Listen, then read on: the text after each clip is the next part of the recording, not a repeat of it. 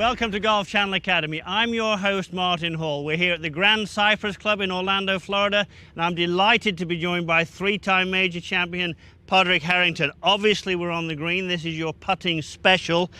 Tell us what you think people should be doing to putt better, Padraig. Yeah, this is a little bit of do as I say, not as I do. So if I was teaching somebody, first of all, I get them to get a nice wide stance. That gives stability here. Then I'd like to see them put both hands facing each other. Now, I like to go left hand below right, and I would teach somebody this purely because it brings the left shoulder forward. So if anything, you're going to get a slightly inside stroke.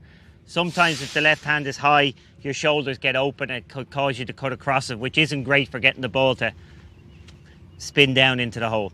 Okay, so slightly wide stance, ball position, always about an inch, inch and a half ahead of your sternum to the left-hand side. This encourages, underneath your sternum will be the lowest point of the stroke. After that, the putter's rising a bit. Again, helping to give a little bit of top spin on the ball. Okay, so once we're in position, hands facing each other, I'm basically looking at a smooth stroke, not a very slow stroke, a smooth backstroke and a slightly longer follow through. I want to hold the finish, okay? Always very important. Smooth stroke, slightly longer follow through. Again, we're not taking a slow stroke and pushing.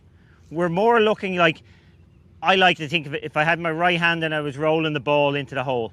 This is how I control pace. So I'm never trying to hit a putt. I'm always just taking a little longer a stroke in order to make the ball go further. Again, hands slightly forward. This putter doesn't have enough loft for this, but in general, your hands slightly forward, eyes over the ball. And here's one change I make, I think, compared to a lot of players. I like to teach to watch the ball. Now, in modern teaching, or for years, people would say, keep your head still, keep your head still.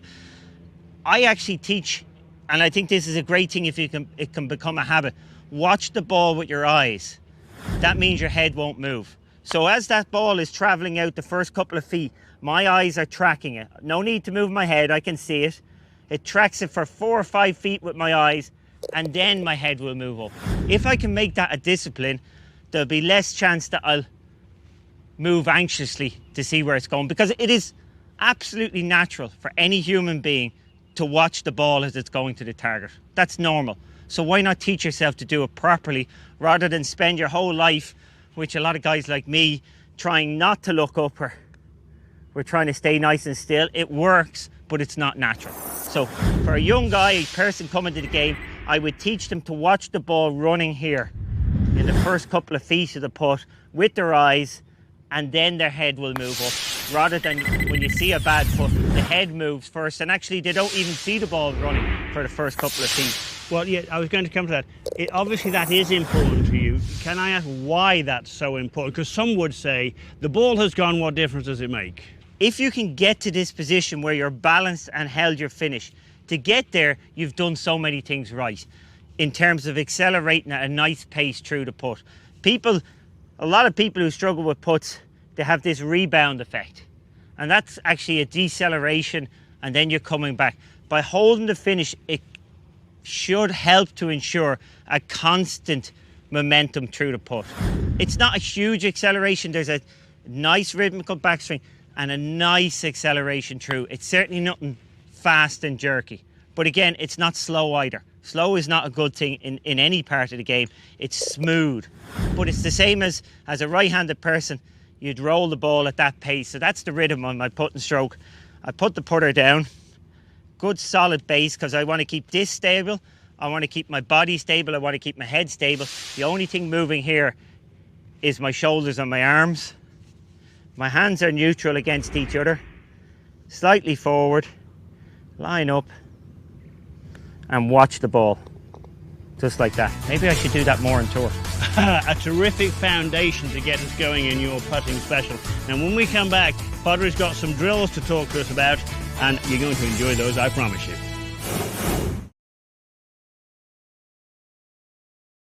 I've got an 8-footer to win, the Barclays Classic 2004. Downhill, very fast. For the win.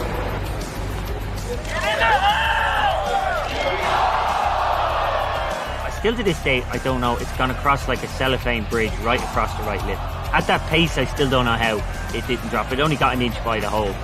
So the following year, I've come back, I've had this 66-foot putt, and it's broken right to left, then it's come up over the clear left to right, and it's got right on top of the hill, with 8 feet to go. It's right smack in the middle on the exact same line as I've had the putt the year before. So as it's tracking down there, I'm looking, don't break, don't break, don't break, don't break, don't break. And literally, the last 8 feet felt like it took about 20 seconds. Oh, yes! Harrington! A remarkable eagle to finish and win the 2005 Barclays Classic.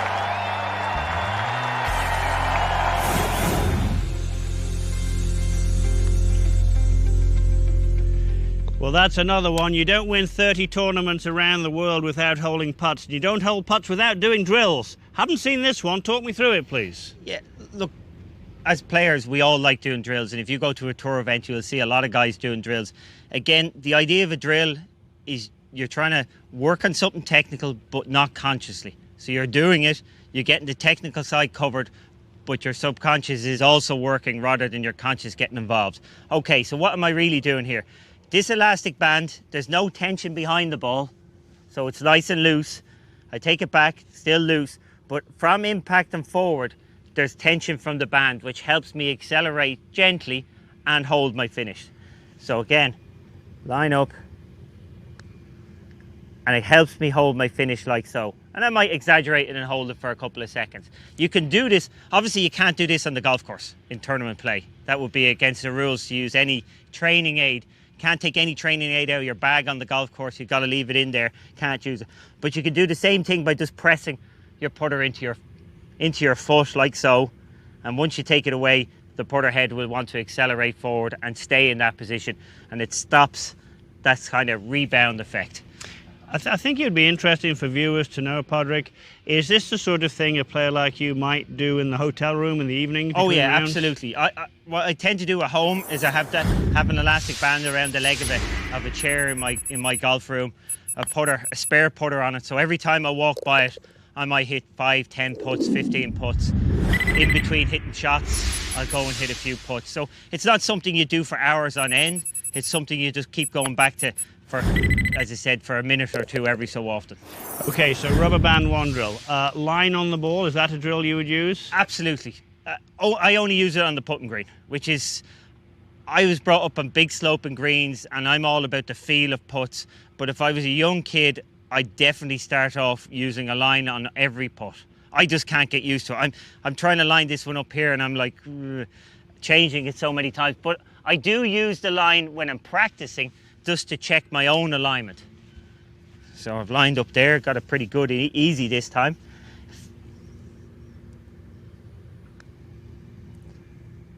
So using the line to line up, that's something perhaps all golfers should do a little bit of. I think everybody should do a little bit on the putting green.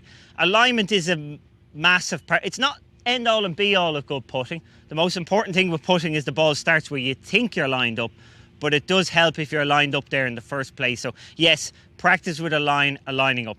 2 other drills I do every week in tournaments as practice. I actually practice with my eyes closed, or I practice looking at the hole. So you see Jordan doing this, Jordan Spieth does it in tournament play, which is fair play to him. It takes a lot of guts to look at the hole. It takes a lot of guts to put with your eyes closed. I believe, I think Vijay Singh done it when he won the Masters. He kept his eyes closed. So essentially, if you keep your eyes closed, you line up in there, eyes closed now. What happens is I'm not seeing my backstroke. And if you don't see the putter in the backstroke, you don't then to try and control it. And that would be the same if I looked at the hole. So if I line up, look at the hole, okay, I can't see my backstroke. Now, that stops me controlling it. And that's the one thing you don't want to do when you're on the golf course. And it's something you see an amateur do a lot. You know, they try and get slow here. And the minute you're looking at that putter head, you're going to start controlling what it's doing. And anything can happen. When you're putting at your best, you look at the target, you line up, you look at your target. And as you're putting, you're really not seeing the putter head. It's a blur down there. You're certainly... I actually should do that more often. It's certainly becomes unconscious. There's no conscious control of the putter head. As I said, I could not actually tell where my club face was there. I could see that there was some movement, but I couldn't see the detail. And that's a nice place to be at. And you will get that feeling with your eyes closed. You'll get that feeling looking at the hole. Well, I think as your friend and mentor, Dr. Bob Rotella, said, the great paradox of golf is you can only get control of the ball when you give up control of the swing. Yes, I wish it was easy as it is said. Yeah, that's for sure. Listen, 4 terrific drills there that pretty much anybody who wants to putt better, yes, that's you. Anybody who wants to putt better, you should try these 4 drills. Now, it's not just about drills, it's not just about the stroke. When we come back, 3-time major champion Padraig Harrington wants to talk about reading green, something I think you're rather good at. It's going to be great. That is unusual for a left-hand low putter. Yes. To be left-hand low but have no loft on your putter. Yes. That is unusual. And then I crank it back because I use the face to line up rather than the back of the putter. There's no lines on my putter. Right. Every line I've ever put in the putter looks like a diamond to the right. Huh. Back on the putting green is Paddy's putting special. Obviously we've moved a little further away from the hole, and just for television we've left the flagstick in the hole. We know you couldn't do that. That's just to make it easier for the players at home to see. Reading greens, it's really important, isn't it? Good putting starts with good green reading. I have to say, when I see somebody who's a chronically bad putter, you know, to the extent that they close to having the yips, it's all started from them underbarring. So if you underbarrow, it requires a huge amount of manipulation to get it online. If you overbarrow, and bear in mind that amateurs tend to underread the greens by a factor of 3 compared to pros, if you overbarrow, you're going to hit a good putt, a good stroke. Yes, you may miss a few putts high, but it's certainly better for your confidence and better for your stroke. So if anything, always give it a little bit more break. But how do we actually get the exact read? First and foremost, easiest thing when it comes to reading the greens, it's the colour. So as I stand here, I'm looking at this putt.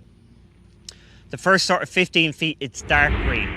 Anything that's lush and dark green is going to be slow and uphill. At the top of the hill there, it kind of mixes the colour. So we're going to suggest that's kind of flat where it's mixing. And then we see this pale colour for the last 20 feet. Again, in life, anything that's shiny is fast.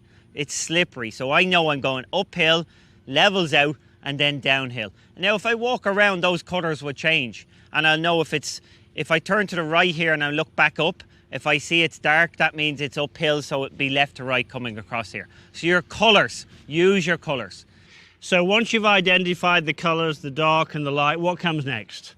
Golf ball's on the ground. I walk up.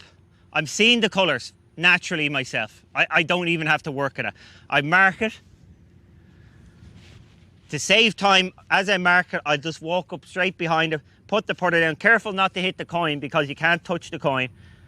Okay, that feels about 20 inches left. When it's my turn to play, I'll put the ball down.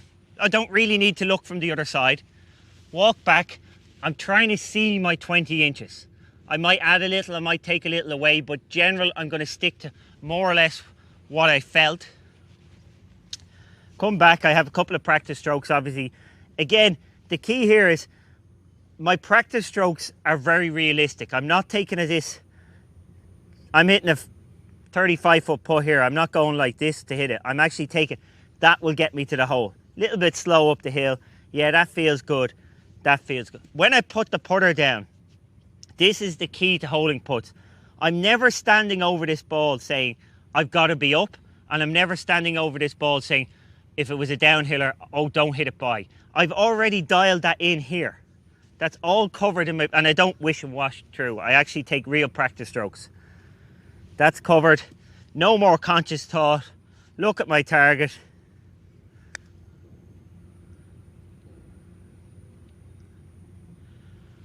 Well, you'd be very happy with that for the most part, wouldn't you? I'd be very comfortable with that, stone dead. But there is one thing, and it's for short putts.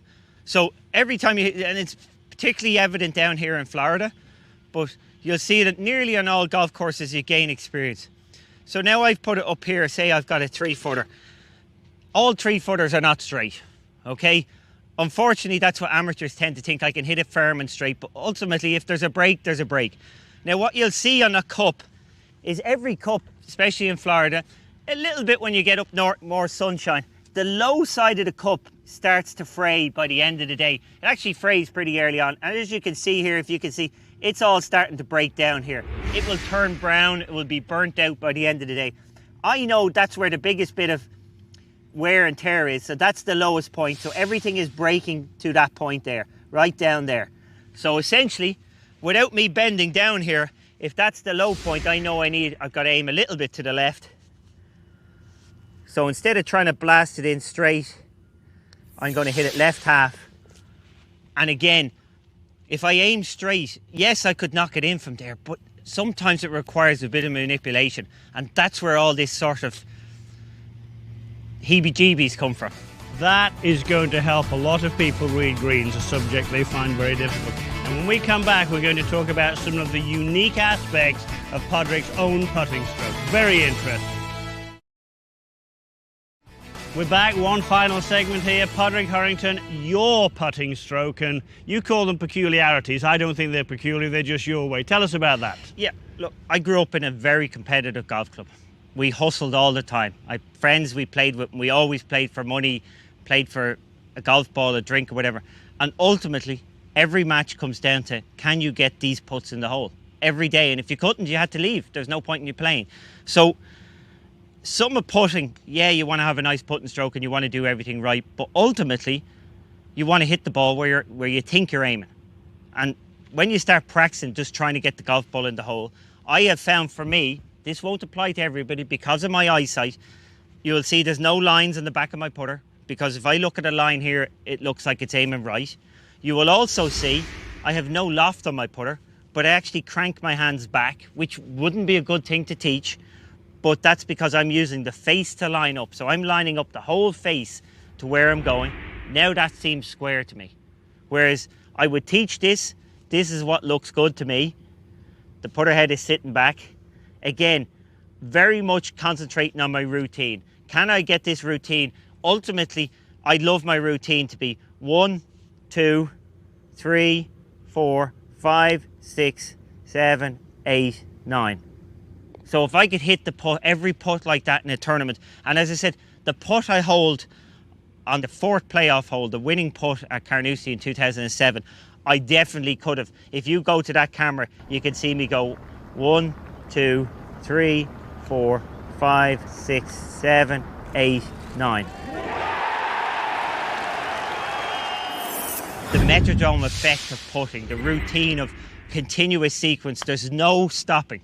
There's no time in that putt to allow conscious thought creep in. Am I lined up properly? So we go 1, 2, 3, 4, 5, 6, 7, 8, 9. Okay, we don't want to get involved. Okay, I'm left hand below right.